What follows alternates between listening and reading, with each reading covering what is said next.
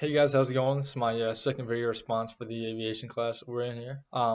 Doing this one over a missionary pilot. I actually knew nothing about this until I saw it on this assignment list. Even the pilots that I know didn't really know too much about it. They'd heard about it, but they didn't really know too much about it.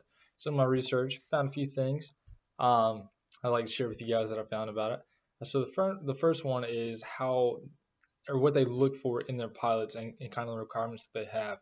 So the main priority, because they are a Christian organization, is a relationship with Jesus Christ.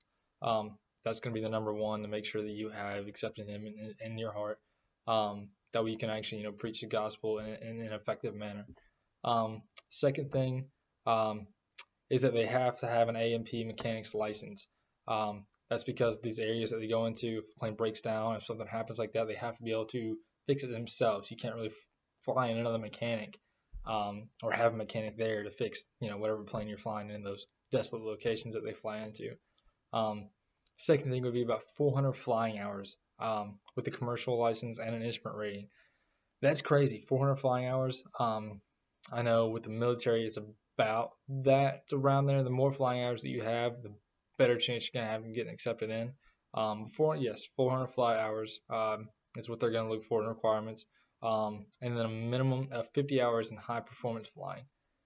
And then the last thing they look for is at least 12 college credit hours in a Bible studies class. That way they know that you can effectively preach the gospel. And the second thing I found out about this career field is about kind of what they do.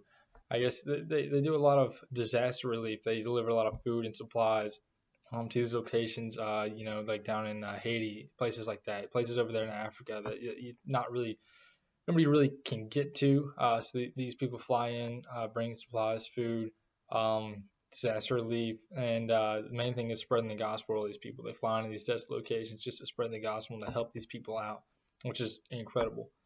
And the third thing I found out about these pilots, their funding. Their funding doesn't come from some government organization or some other company that's doing this. They all raise it themselves. So the pilots and the overseas staff are the ones that actually go out and get their own funding for these overseas missions. So it's all funded internally, which is crazy to me that you can get that much funding.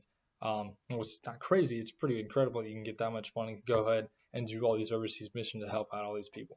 So I'm really glad that we actually got this topic. That way I could learn more about this because I didn't know anything about it. So yeah, that's pretty great. It's a pretty great little thing to check out. You guys can do your own research about it, do more research into it. I probably am now.